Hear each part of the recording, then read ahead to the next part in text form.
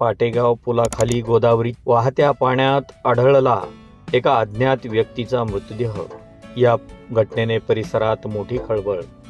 पैठण ते शेवगाव रोड पाटेगाव येथील पुलाखाली गोदावरी नदीच्या पाण्यात अज्ञात व्यक्तीचा मृतदेह आढळून आला आहे।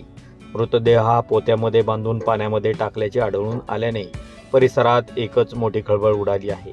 या घटनेची माहिती मिळताच उपविभागीय पोलीस अधिकारी सुनील पाटील, पोलीस निरीक्षक महादेव गोमारे, सह पोलीस निरीक्षक पवार, उपनिरीक्षक प्रमोद यादव, सहाय्यक फौजदार सुधीर वाहवळ, पोलीस हवालदार नरेंद्र अंधारे, मज्जू पठाण, भाऊसाहेब तांबे या पोलीस पथकाने शासकीय पंचाच्या उपस्थितीत सदर अनोळखी मृतदेहाची पाहणी केली।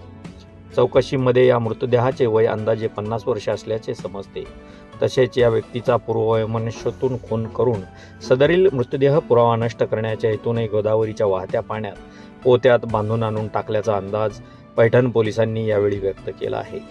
विजय स्टार न्यूजसाठी वृत्तनिवेदक विजय शिवगजेसह पैठण स्थानिक प्रतिनिधी गौतम सोनवणे।